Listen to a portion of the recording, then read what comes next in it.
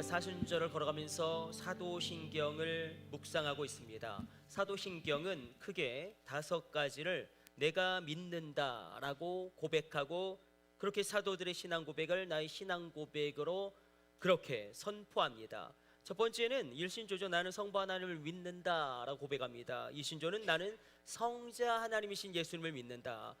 그리고 세 번째는 나는 성령 하나님을 믿는다. 그리고 네 번째는 나는 교회를 믿는다라고 고백합니다. 다섯 번째는 나는 의의 최후 승리를 믿는다라고 선포합니다. 여러분들 어떠십니까? 의의 최후 승리를 믿으십니까? 오늘 특별히 우리가 사도신경 4번째를 먼저 살펴보려고 합니다. 나는 교회를 믿습니다. 그리고 나머지 이신조, 삼신조, 오신조는 사신조를 따라가면서 우리가 묵상할 것입니다. 사도신경을 통하여 우리가 이렇게 고백하죠. 나는 거룩한 공예와 성도가 서로 교통하는 것과 죄를 사하여 주시는 것을 믿습니다. 교회를 믿는데 거룩한 교회를 믿는다라고 고백합니다. 또 성도가 서로 교통하는 것을 믿는다라고 이야기합니다. 또 죄를 사하여 주시는 것을 믿는다라고 고백합니다. 여기서 거룩한 공예는 교회를 의미합니다. 사도신경이 고백하는 교회의 특징이 있습니다. 그야말로 사도신경이기 때문에 사도적인 교회를 이야기하고 있죠. 사도적인 교회는 이 교회가 사도들의 증언에 의해서, 사도들의 증언이 그대로 기록된 것이 신약성경이고 그 말씀에 기초하여 세워졌다, 이것을 의미합니다. 거기에 그치는 것이 아니라 거룩하다라는 것을 믿는다고 이야기하죠. 교회는 거룩합니다. 하나님의 속성이 거룩함이 교회에 있는데, 그러나 교회의 거룩함은 교회에 다니는 성도들의 거룩함에 기초하지 않습니다. 교회의 거룩함은 하나님의 거룩함에 근거하고 있습니다. 그래서 교회 안에서 개차반 같은 사람들이 모여서 매일 치고받고 싸우더라도 교회가 거룩한 이유는 바로 주님이 피로써 사신 주님의 몸된 공동체이기 때문에 그렇습니다. 이 교회의 거룩함이 오늘 나에게 영향을 미치게 되어지는 그 영향력 아래 있을지어다. 또 교회는 이 교회를 나타날 때에 이 교회가 우리가 보고 있는 이 성경을 보면 홀리 캐톨릭 처치로 기록되어져 있는 그런 분들이 많이 있을 것입니다. 근데 이 홀리 캐톨릭 처치라는 것은 사도신경 영어 원문에서 이 거룩한 공예가 홀리 캐톨릭으로 기록되어질 수 있는데, 이것은 무엇이냐면 보편적인 교회를 믿는다라는 것을 의미합니다. 카톨릭이라는 단어가 유니버셜로 쓰였기 때문에, 그러나 종교개혁 이후에는 이것을 구분해서 유니버셜 처치, 보편적인 교회를 믿는다. 그러니까 다시 말하면 아프리카에 있는 교회에서도 구원의 역사가 일어나고, 아마존 오지에 있는 교회에서도 구원의 역사가 일어나고, 그리고 남미에 있는 교회에서도, 아시아에 있는 교회에서도 구원의 역사가 일어난다. 이 보편성을 믿는다. 그래서 이단인 것은, 이단은 늘 이 교회의 보편성을 깨버리죠. 그래서 늘 이야기합니다. 여기에서만 구원이 일어난다. 우리 교회에서만 구원이 일어난다. 그래서 그것이 이단이고 문제가 되는 것입니다. 그러나 이 모든 교회가 바로 하나님의 하나된 교회임을 사도신경은 이야기합니다. 하나의 교회, 그것은 교회 본질에 있어서 변함이 없음을 이야기하죠. 기독교의 3가지 분파가 있죠. 로마 카톨릭이 있고 동방정교회가 있고 개신교가 있습니다. 그럼에도 불구하고 그 본질에 있어서 변함이 없다. 그러나 교회가 하나여야 하는데 우리는 많은 교단을 보게 됩니다. 너무나 다양한 교단이 있죠. 감리교도 있고 장로교도 있고 성결교도 있고 침례교도 있고 오순절도 있고, 제가 미국에 있을 때는 포스퀘어 처치가 굉장히 저에게 강렬하게 도전을 주었습니다. 포스퀘어 처치, 복음교회로 표현되어지는데, 우리가 이것을 어떻게 이해해야 되는가? 왜 하나의 교회여야 하는데 이렇게 다양한 교단이 존재하는 것인가? 그러나 이것이 오히려 성경적인 것입니다. 우리가 초대교회를 보더라도 예루살렘 교회가 있었고, 로마 교회가 있었고, 안디옥 교회, 그리고 에베소 교회, 빌립보 교회, 다양한 교회들이 등장합니다. 여러분, 예루살렘 교회와 로마 교회는 확연하게 차이가 납니다. 왜냐하면 예루살렘 교회는 유대인이 많았으므로 유대적인 성향이 강하게 드러나고, 로마 교회는 그야말로 이방인과 헬라인과 로마인들이 다수임으로 말미암아 그들에게 복음을 전하는 방식이 예루살렘 교회가 복음을 전하는 방식과 다를 수밖에 없는 것이죠. 안디옥 교회는 선교를 감당했던 교회였고, 특별히 로마 교회는 믿음을 강조했죠. 지금의 장로교와 비슷할 것입니다. 그러나 고린도 교회는 성령을 강조했습니다. 우리 감리교와 비슷합니다. 우리 감리교가 웨슬리가 성령주의자이기 때문에, 그래서 오순절도 사실 감리교로부터 태동하였고, 성결교도 감리교로부터 태동하고, 구세군도 감리교로부터 나왔죠. 그럼에도 불구하고 다양한 교회들이 등장하는 것은 주의 영이 계신 곳에 자유함이 있기 때문에, 물론 교회가 끊임없이 분열하는 것은 문제가 될 것입니다. 우리 감리교도 분열하였죠. 기독교 대한감리회, 예수교 대한감리회, 그냥 분열했어요. 인간의 이권 때문에. 장로교도 끊임없이 분열했죠. 합동과 통합, 또 기장으로 분열되고, 얼마나 많이 분열됐는지 모릅니다. 그것은 물론 문제가 있지만, 그러나 교단이 장로교, 감리교, 성결교, 침례교 이렇게 다양한 것은 이건 성경적이다. 주의 영이 계신 곳엔 자유함이 있고, 복음을 증거하는 방식은 그 곳에 따라서 다르게 증거되어질 때 가장 탁월하게 역사가 일어나기 때문에, 이 교단이 다양한 것은 하나님이 우리에게 단 한 개의 복음서를 준 것이 아니라 4개의 복음서를 준 것과도 일맥상통합니다. 4개의 복음서를 주셨단 말입니다. 마태, 마가, 누가, 요한복음을 주셨죠. 근데 이것을 우리가 이렇게 한번 생각해 볼까요? 가령 예를 들어서 한번 그냥 이렇게 그냥 극단적으로 예를 들어 봅시다. 그냥 김윤재 집사님에게 3명의 자녀가 있습니다. 민호, 태희, 태우가 있는데, 만약에 70년 후 김윤재 집사님이 하나님께 가시고 누군가가 민호, 태우에게 아버지에 대해서 글을 써보라고 한다면 어떻게 쓸까요? 분명히 육신의 한 분 된 아버지에 대한 글을 쓰는 것인 만큼 완벽하게 동일한 글을 셋이 똑같이 쓸까요?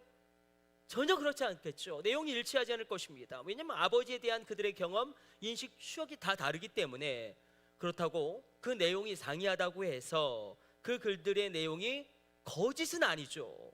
그 글들은 모두 한 분 된 아버지에 대한 그들 나름대로의 진실을 담고 있습니다. 따라서 그 글을 읽는 사람들은 한 분 된 아버지에 대한 3편의 상이한 글을 모두 읽음으로 한 사람에 대하여 더 구체적으로, 입체적으로 이해하고 알게 되는 것과 동일합니다. 마태, 마가, 누가, 요한복음은 순서도 다르고요. 왜냐하면 이건 전기가 아니에요. 예수님의 행하심을 시간의 순서에 따라서 기록한 것이 아니라 이렇게 이해하면 될 것입니다. 복음서는 한 권이 아니라 4권이죠. 그 내용과 순서도 상이합니다. 달라요. 왜냐하면 성령님의 감동하심 가운데 마태라는 세관원의 인격, 또 마가라는 청년의 인격, 또 굉장히 분석적이고 과학적인, 또 의사로 추정되는 누가의 인격, 또 요한이라는 정말로 인생을 다 산 한 노인의 인격을 감동하셔서 그들이 중요하게 여긴 예수님에 대한 행적을 증언하게 했기 때문에 순서가 다를 수 있습니다. 왜냐하면 예수님의 역사적인 순서대로 기록한 것이 아니기 때문에.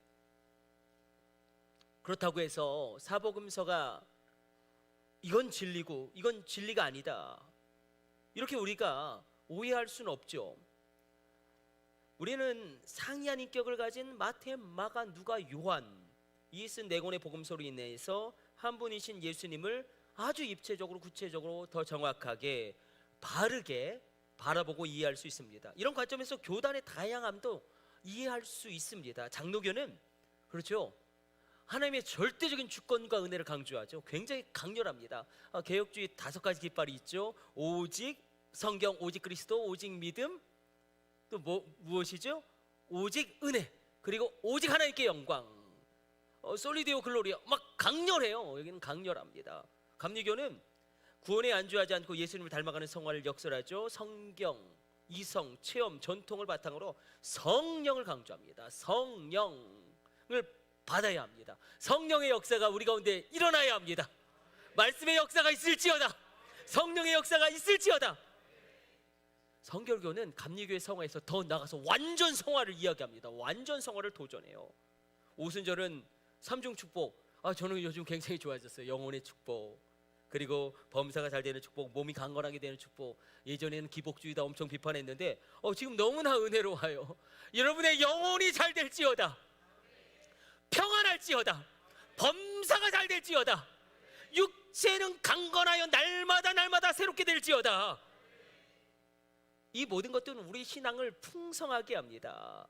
그래서 우리가 사도적인 교회를 믿는다, 거룩한 교회를 믿는다, 보편적인 교회를 믿는다, 이 신앙 고백을 하고 있는 것입니다.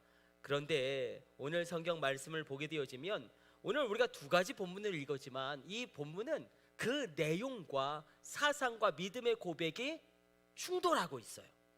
상충되고 있습니다.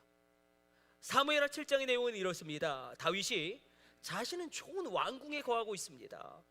그러나 하나님이 장막에 거하는 것이, 천조각으로 만든 그 집에 거하는 것이 너무 가슴이 안타까워서, 하나님, 제가 하나님의 집을 짓기를 원합니다, 기도하는데 하나님께서 나단을 통하여 다윗에게 이렇게 응답하시죠. 사무엘하 7장 6절 7절 우리가 읽을 터인데 잘 읽으셔야 합니다. 이거 잘못 읽으면 무교회주의자가 돼요. 무교회주의자, 인본주의의, 저는 정말로 가장 이 사단의 교묘한 인본주의라고 생각합니다. 무교회주의자가 되는데, 먼저 6절 한번 읽습니다. 같이 읽습니다. 내가 이스라엘 자손을 애굽에서 인도하여 내던 날부터 오늘까지 집에 살지 아니하고 장막과 성막 안에서 다녔나니. 다윗아, 무슨 말이냐? 내가 집에 거한 적이 있느냐?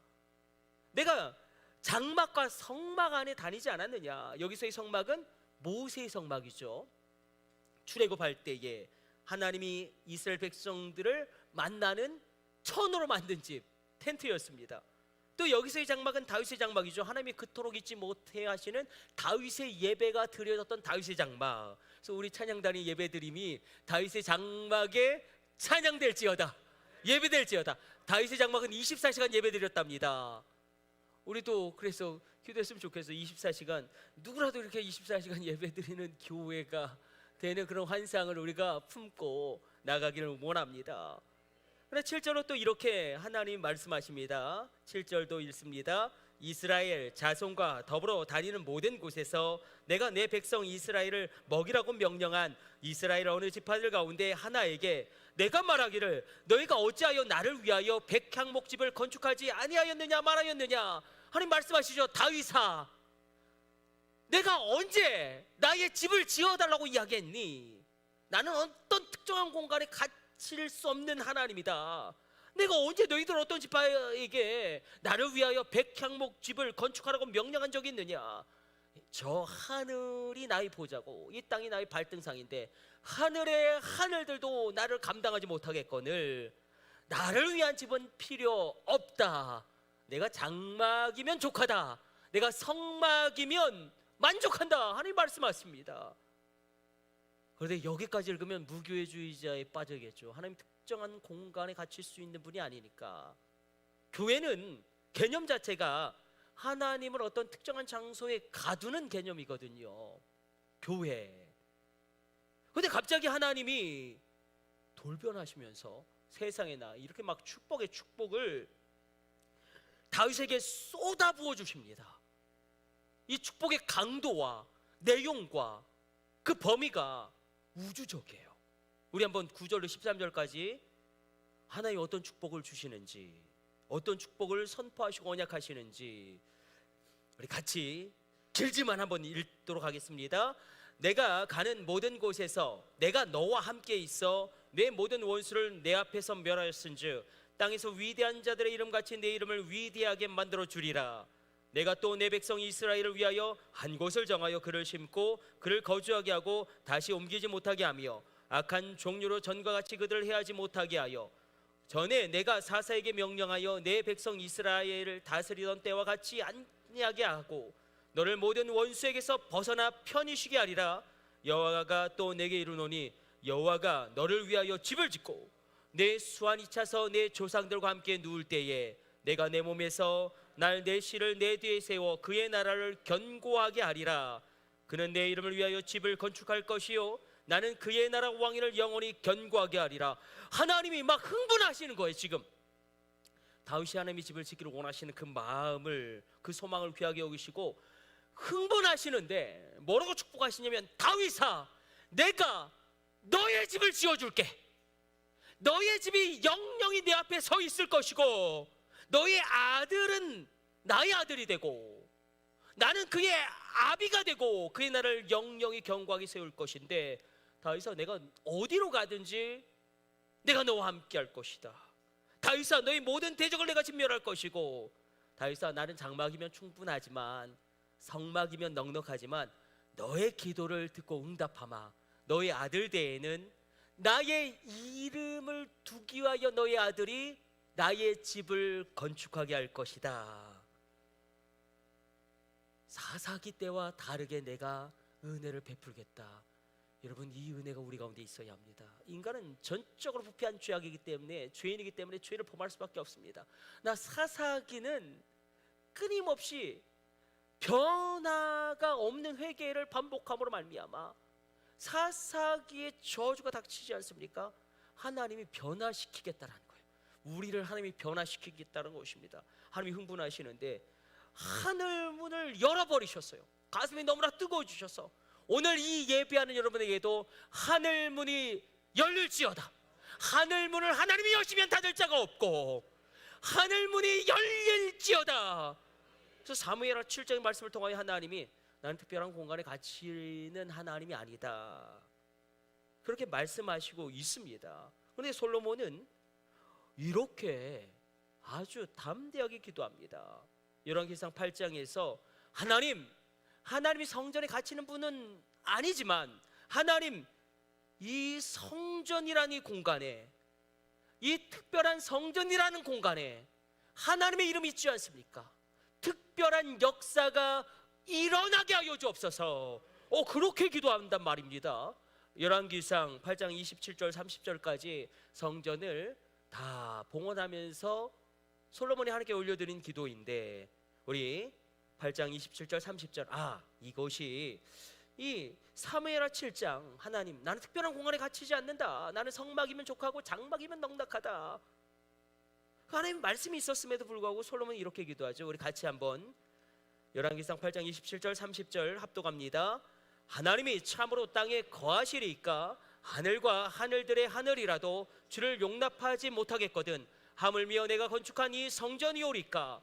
그러나 내 하나님 여호와여 주의 종의 기도와 간구를 돌아보시며 이 종이 오늘 주 앞에서 부르짖음과 비는 기도를 들으시옵소서.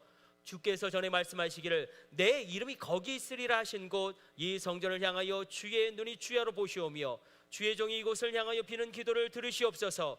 주의 종과 주의 백성 이스라엘이 이곳을 향하여 기도할 때에 주는 그 간구함을 들으시되 주께서 계신 곳 하늘에서 들으시고 들으시다 사하여 주옵소서. 뭐라고 솔로몬이 기도하냐면 하나님의 이름이 여기 있게 하여 주옵소서. 여호와 하나님의 이름이 여기 있게 하여 주시고 우리가 이곳에서 드리는 기도에 응답하여 주시고 설령 우리가 이 성전에 오지 못할 때에도 이 성전을 향하여 기도하면 주는 하늘에서 들으시고 응답하시고 주는 하늘에서 들으시고 우리의 죄를 사하여 주옵소서. 우리가 사도신경을 통하여 이렇게 고백하죠. 나는 거룩한 공예를 믿습니다. 성도가 서로 교통하는 것을 믿습니다. 죄를 사하여 주신 것을 믿습니다.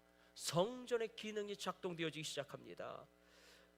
우리는 일단 다윗의 기도에 대한 하나님의 응답과 또 솔로몬의 기도를 받으신 하나님의 응답을 통하여 네 가지를 확인할 수 있습니다. 첫 번째는 무엇이냐면 하나님은 화려하고 아름다운 건물 자체에는 전혀 관심이 없으시다. 전혀 관심이 없으시다. 장막이면 족하고 성막이라도 만족해 하신다. 두 번째는 모세의 성막도 다윗의 장막도 특별한 공간임에는 분명하다. 왜냐하면 특별히 구별하셨거든요. 진 가운데 특별히 구별하셔서 장소를 만드시고 법궤를 거기 두시고 여호와의 이름을 거기 두시고 거기서 내가 너희를 만나리라 말씀하셨습니다. 정확하게 하나님이 임재하는 곳은 법궤 위 속죄소죠. 뚜껑 천사가 날개로 이렇게 가리고 있는 그 위에 하나님이 임재하신다고 성경은 증언하고 있습니다. 그러나 세 번째는 무엇이냐면 모세의 성막, 다윗의 성막, 솔로몬의 성전 모두 다 그 공간에 하나님의 이름을 두셨다. 오늘 이 예배하는 이 공간 가운데 하나님의 이름이 여기에 있습니다. 하나님의 이름이 여기 있습니다. 네 번째는 무엇이냐면 그러나 이 특별한 공간은 반드시 확장되어져야 한다. 우리 기독교 가운데 최고의 이단은 영육 이원론입니다. 영은 거룩하고 육은 악하다. 그러면 어떻게 되냐면 예수님의 성육신을 받아들일 수 없게 되어지는 거예요. 아니 그 더러운 육체를 입고 왜 하나님이 오셔? 아니 그 더러운 육체를 뭐 때문에 부활하셔? 우린 몸의 부활을 고백하지 않습니까? 이 영육 이원론, 영지주의 사상이 지금 우리에게도 영향을 미치고 있어요. 그래서 시간의 이원론이죠. 아 주일은 거룩하고 나머지 6일은 마음대로 살아도 돼. 이 공간에서는 거룩하게 예배드려야 되지만 교회 밖을 나가면 마음대로 살아도 돼. 그래서 우리가 글로리에 나오는 그 목사님 딸이 얼마나 악을 행합니까? 막 주일에는 성가대 서고 찬양하고 그런데 예배당 이 교회 밖에만 나가면 그 악을 행합니다. 이게 시간의 이원론, 공간의 이원론. 하나님 이것을 거절하시는 거예요. 그러나 특별한 공간의 의미는 여기서부터 시작되어지는 것입니다.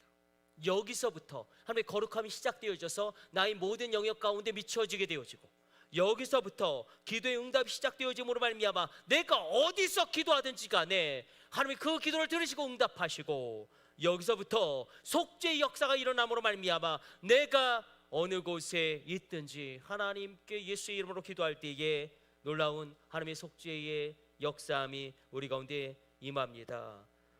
사도신경이 고백하고 있는 성전의 기능, 속죄의 기능, 기도 응답의 기능, 하나님의 임재의 기능은 그러나 작동되어지는 이유는 단 하나입니다. 바로 여호와의 이름이 여기에 있기 때문에 하나님이 이 공간에 모세의 성막이든 다윗의 장막이든 솔로몬의 성전이든 하나님의 이름을 이곳에 두셨기 때문에, 하나님의 이름은 우리 집에 두시진 않습니다.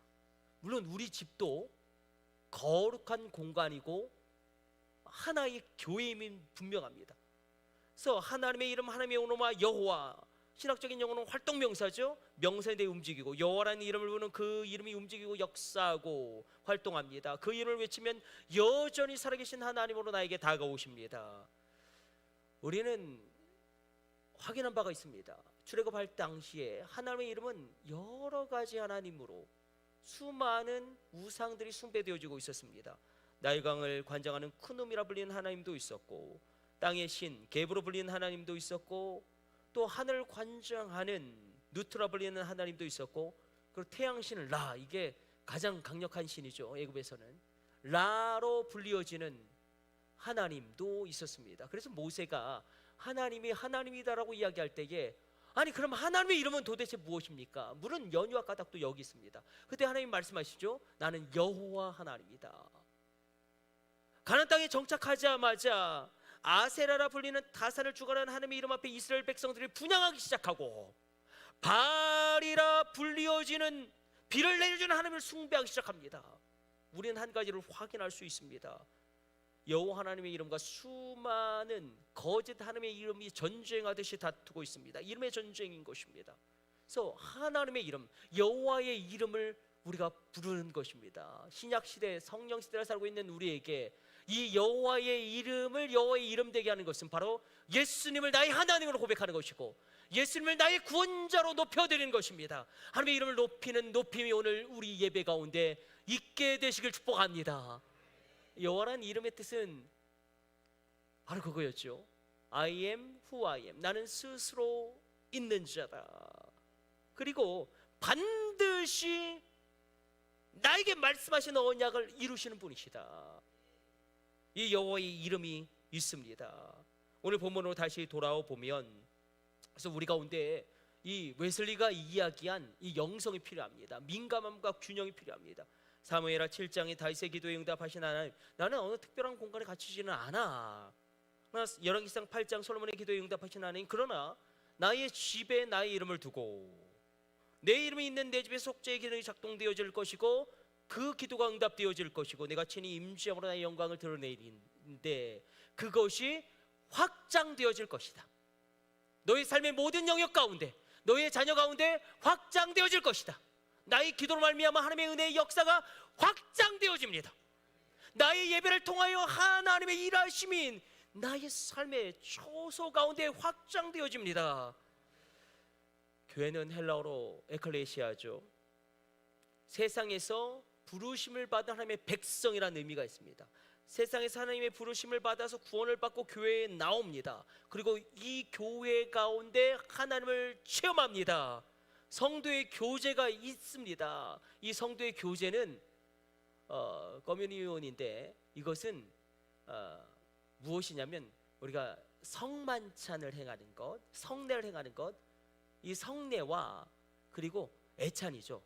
밥을 같이 먹는 것. 이거 굉장히 중요한, 교회가 교회되기 위해서는 밥을 같이 먹어야 합니다. 우리도 그래서 점심을 같이 먹지 않습니까? 애찬과 성만찬, 이게 성도의 교제로 초대교회가 지켰던 것입니다. 그래서 세상에서 부르심을 받은 하나님의 백성이 예배드리는 것입니다. 그러나 이것만 받아들이면 교회에 대해서 50% 정도만 우리가 인식하는 것입니다. 교회는 또 다른 특징이 있는데 세상으로 보내심을 받은 그리스도의 제자라는 개념이 있습니다. 가서 변화시키라는 것입니다. 그래서 교회론에 있어서 피터 와그너가 이걸 아주 잘 설명했어요. 피터 와그너는 이것을 핵교회와 확장교회로 교회론을 확립합니다. 핵교회는 그야말로 우리가 예배드리는 이 참사랑 재단입니다. 이 핵교회는 주일에 흩어졌던 모든 주의 백성들이 모여 예배드리고 오늘도 전 세계 20억의 주의 백성들이 예배드립니다. 그럼 확장교회는 무엇이냐면 예배드리는 이후에 우리의 시간, 우리의 삶, 우리의 공간도 이제 교회가 됩니다. 그래서 만약에 성경적으로 어느 교회를 다니십니까? 그럼 참사랑 교회를 다닙니다. 그럼 교회가 어디에 있습니까? 그럼 목동로 74번지에 있습니다. 그렇게 이야기하고 또 이렇게 이야기해야 됩니다. 내가 교회입니다. 우리 믿음으로 고백해 봅시다. 내가 참사랑 교회입니다. 이렇게 하나님의 특별한 영역의 은혜가 확장되어지는 것입니다. 핵교회의 핵심은 예배함 가운데 하나님을 만나는 것입니다. 하나님을 만나야 합니다. 하나님을 체험해야 합니다. 그래서 교회는 두 가지 특성이 있어요. 특별한 공간이죠. 그러나 이 특별한 공간에 하나님의 역사하심이 확대되어집니다. 그래서 핵교회가 있다면 확장되는 교회가 있는데 이 확장교회는 특별히 우리가 핵교회에서는 하나님을 다시 만나고 새롭게 체험함으로 변화를 받습니다. 하나님의 능력, 하나님의 지혜, 내가 세상에서는 얻을 수 없는 그것을 이 예비함 가운데 얻을지어다. 질병은 떠나가고 가정의 근본적인 저주는 떠나가고 우리 자녀 가운데 어둠의 영은 떠나가고 하나님의 영향력 안에 있을지어다. 그러나 세상으로 나아가 내가 서 있는 그 곳을 섬기는 것입니다. 우리 가운데 많은 영역들이 있죠. 정치, 경제, 문화, 과학, 의료, 교육, IT, AI, 어마어마한 영역들이 있습니다. 그래서 피터 와그너는 이렇게 이야기합니다. 결국 빛과 소금의 역할을 감당하는 것은 이 악한 시대와 악한 세대를 변화시키는 것인데 이 세상의 변화는 일터 교회를 잘 다니는, 가정교회를 잘 섬기는 성도들이 많을 때 이루어진다. 세 가지 교회가 늘 존재하는 것입니다. 우리가 예배드리는 참사랑 교회, 그리고 일터의 교회, 가정교회. 여러분, 핵심은 영향력이 있습니다. 한때 우리나라 국회의원의 40% 이상이 크리스천일 때가 있었습니다. 근데 그때 그렇게 싸웠어요. 아니 어떻게 국회의원의 40%가 그리스도인인데, 그때 여야 진보 보수의 대립이 가장 극심했고 막 정치가 엉망진창이었습니다. 얼마나 그냥 화끈하게 싸우시든지 국회에서. 그래서 많은 사람들이 비판했어요. 야, 국회의원이 40%가 그리스도인이면 뭐하냐, 저 난장판을 봐라. 그러나 그렇지 않아요. 우리가 고지 선점론이라고 이야기하지 않습니까? 하나의 고지를 선점하면 적의 5배를 감당할 수 있어요. 적어도 그때 동성애라든지 반성경적인 법들의 입법이 절대 통과되지 않았습니다. 위치에서 나오는 힘이 있습니다. 우리 자녀들이 국회의원 될지어다. 근데 이게 비율이 떨어지면 심각해지는 것이죠. 프랑스는 그래서 낙태가 아니, 가톨릭 국가인데 헌법에서 보장해 버렸어요. 우리가 이렇게 생각해 봅시다. 일터교회를 가장 잘 다녔던 사람을 꼽으라면 저는 아합 시대에 오바댜를 꼽을 것입니다. 아합 왕이 다스리던 때 영적으로 완전히 무너져 버렸죠. 그래서 이스라엘 다시 세우기 위해서 하나님은 엘리야를 선지자로 세우셔서 쓰십니다. 그러나 우리가 간과하지 말아야 될 중요한 인물 한 사람이 등장하는데 오바댜예요. 오바댜는 국내 대신입니다. 근데 여호와를 크게 경외하는 사람이었고 하나님을 믿는 사람이었어요. 그러니 하나님을 믿지 않는 바알 밑에서 신앙생활을 하면서 바알을 섬기려고 하니 얼마나 답답하고 얼마나 힘들었겠습니까? 그래서 수도 없이 때려치고 싶은 마음이 그 마음에 가득하였습니다. 아니, 내가 하나님을 크게 경외하는 사람인데 저 아합 왕을 섬기느라고 주일 성수도 제대로 못하고, 아니 이 불의한 아합 왕의 치세에 내가 동조하고 있는 것은 아닌가? 다 포기하고 싶고 다 놓아버리고 싶고 다 때려치고 싶었는데 나 오바댜가 잘한 게 있답니다. 그 위치를 지킨 겁니다. 아합 왕의 국내 대신한 그 위치를 고수한 것입니다. 하나님을 믿기 매우 어려운 현실이었지만 아합 왕의 국내 대신으로 얼마나 힘들었겠습니까? 그러나 어떻게 합니까? 그가 가진 정치적인 권력으로 몰래 숨어있는 100명의 선지자들의 안전을 보장합니다. 100명의 선지자들을 먹여 살립니다.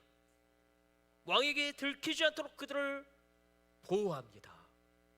오바댜가 그래서 성경은 그렇게 기록합니다. 하나님을 크게 경외하는 사람이다. 하나님의 일을 감당한 엘리야도 크게 쓰임받았지만 사표내지 않고 하나님의 일을 감당했던 오바댜는 일터교회를 잘 다닌 사람입니다.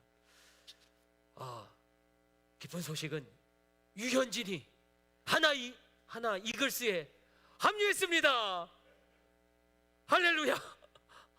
여러분, 프로야구 원년에 삼성 라이온즈 이만수 선수 기억나십니까? 얼마나 야구를 잘하였던지. 1호 안타, 1호 홈런, 최초로 100홈런, 최초로 200홈런, 뭐 트리플 크라운 기록들도 세우고, 그것도 모자라 대한민국 최초의 메이저리그 코치도 하고 코치로서 우승까지 달성하죠. 이만수 선수가 타석에 들어섰을 때에 해설가가 이렇게 이야기합니다. 저 이만수 선수는 야구장, 집, 교회 3군데밖에 모릅니다. 여러분, 이만수 선수는 일터교회 다닌 겁니다. 가정교회 잘 섬긴 겁니다. 그렇겠죠. 신앙생활에서도 최선을 다하고 야구장에서도 정말로 노력함으로, 그리고 가정을 잘 돌보리고 성실하게 살아가는 것입니다. 일터교회에서 승리할지어다. 일터에서 놀라운 성공이 있을지어다. 자기가 맡은 분야에서 최선을 다하는 것이겠죠. 내가 맡은 영역에서 탁월해지는 것입니다. 여러분 맡은 영역에서 탁월해지시기를 축복합니다. 우리 현호 집사님이 이 PD여서 뭐 이거 편집을 얼마나 잘하는지 모릅니다. 퀄리티가 너무 있어요. 이 탁월함이에요. 여러분들에게도 탁월함이 있을지어다. 우리에게도 탁월함이 있어야 합니다. 그리고 직장에서는요, 성실과 정직과 능력으로 우리가 서 있어야 합니다. 그 출근 시간도 딱 맞춰야 되고요. 그리고 정말 이건 저도 동의해요. 직장에서 굳이 성경을 읽을 필요는 없는 것 같아요. 굳이 성경을, 직장에서는 업무를 봐야죠. 그 업무를 집중해야죠. 순간순간 큐티를 한다. 큐티는 직장 이후에, 직장에서의 규범을 우리가 지켜야 되지 않겠습니까? 그래서 어떤 그 CEO는 그렇게 막 한탄하는 소리를 들은 적이 있어요. 자기도 크리스찬이라 뭐라고 이야기 안 하는데, 이렇게 예수 믿는 그분은 막 틈틈이 성경을 읽는데 자기를 제대로 하지 못하면서 직장에서 시간 날 때마다 성경을 읽는데 얼마나 답답한지. 직장에서 성경 읽지 말고 일터교회에서 승리하십시오. 워낙 확장교회, 일터교회요. 그럼 확장교회는 일터교회만 있는 게 아니라 가정교회도 있습니다. 가정교회 잘 목회하고 계십니까? 가정교회 잘 다니고 계십니까? 사도신경은 나는 삼위일체 하나님을 믿는다고 고백합니다. 미국 창조과학회 헨리 모리슨 박사가 이렇게 이야기를 했어요. 저도 이해가 잘 안 되지만 그러나 여러분들은 탁월하기 때문에 이해될 줄을 믿습니다. 이 물리적인 우주는 하나님의 삼위일체적인 속성을 반영하고 있다고 이야기합니다. 바울의 고백대로 창세로부터 그의 보이지 아니하는 것들, 고유의 하나님의 영원하신 능력과 신성이 그가 만드신 만물에 분명히 보여 알려졌나니 그 누구도 하나님이 살아계심을 핑계하지 못할지니라. 이것을 이야기하면서 헨리 모리슨 박사는 이 물리적인 우주는 세 가지로 구성되어져 있다고 합니다. 물질과 시간과 공간이겠죠. 그리고 이 물질과 시간, 공간 세 요소도 각각 세 가지 하부 요소로 구성되어지고 이루어진다고 이야기합니다. 물질은 강력과 전자기, 양력, 중력, 시간은 과거, 현재, 미래, 공간은 가로, 세로, 높이. 물질과 시간과 공간을 각각 구성하는 이 세 요소 중에 어느 하나만 빠져도 이 우주는 존립 자체가 불가능한 것입니다. 그래서 우리가 삼위일체적으로 이 교회를 바라보는 것입니다. 우리 핵교회가 있죠. 참사랑교회, 내가 예배드리는 교회. 그러나 가정교회도 있고 일터교회도 있는 것입니다. 성경은 연합의 비밀을 늘 이야기합니다. 연합의 권능을 이렇게 밝혀줍니다. 우리가 연합할 때 이게 성령의 기름 부으심이 충만하기 많은데 시편 130편 1절로 3절까지 보라 형제가 연합하여 함께함이 어찌 그리 선하고 아름다운고 머리에 있는 보배로운 기름의 수염 곧 아론의 수염에 흘러서 그의 어깨까지 내림 같고 헐몬의 이슬이 시온의 산들의 내림 같도다. 거기서 여호와께서 복을 명령하셨나니 곧 영생이로다. 우리가 연합할 때 특별한 은혜가 있습니다. 우리 참사랑교회 그리고 한사랑교회 더불어 사는 교회 연합합니다. 그때 특별한 기름 부음이 있어요. 가정에서도 마찬가지예요. 연합할 때 특별한 은혜가 있습니다. 저는 우리 부흥에 오셨던 김금영 목사님, 이봉순 목사님의 간증을 잊을 수가 없습니다. 이렇게 간증하시더라고요. 절대 부부싸움 하지 마십시오. 이분들은 부부싸움 하면 재정이 박살이 난답니다. 부부싸움 하면 돈이 막 흘러나간답니다. 여러분, 연합의 비밀이 있습니다. 가정 목회 잘하고 계십니까? 빌레그레엄 목사님이 기자가 이렇게 질문했어요. 사모님에 대해서 질문했어요. 루스 그레함 사모님 미워하신 적은 없습니까? 세계적인 복음주의 아닙니까? 빌레그레함 목사님, 루스 그레함 사모님 미워한 적 없습니까? 그때 빌레그레함 목사님이 미워한 적은 없지만 죽이고 싶은 적은 참 많았습니다.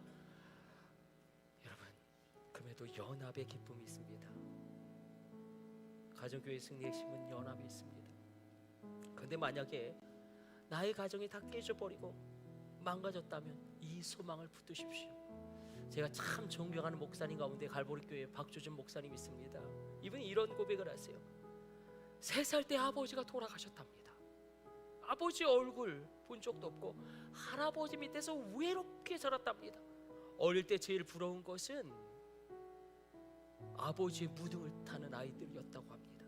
어릴 때 남몰래 혼자 많이 우셨답니다.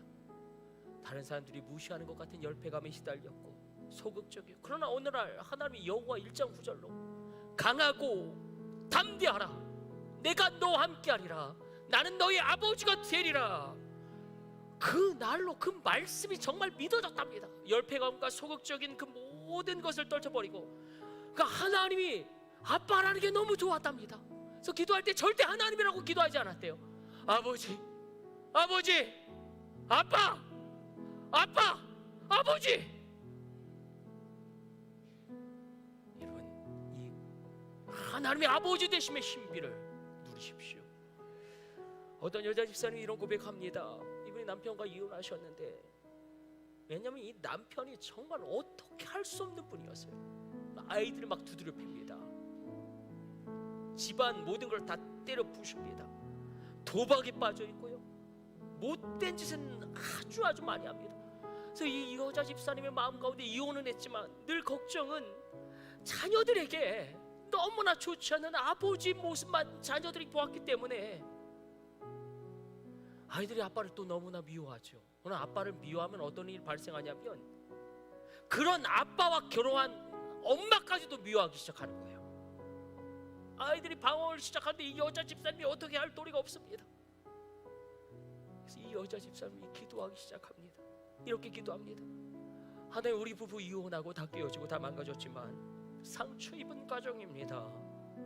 그러나 이 악한 물줄기가 우리 아이들에게 영향을 미치지 않게 하여 주옵소서. 하나님의 은혜의 물줄기가 우리 아이들에게 흘러 적셔가게 하여 주옵소서.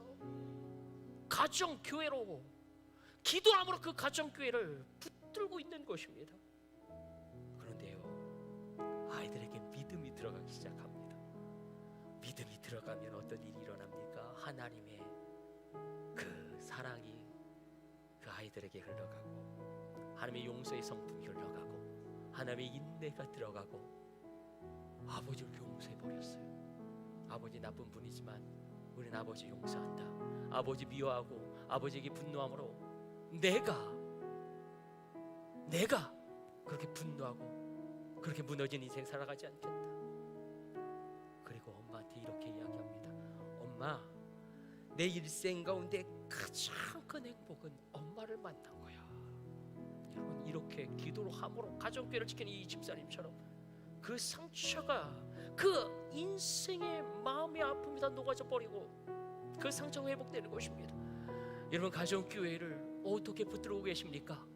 일터교회를 온전히 섬기고 있는 것입니까?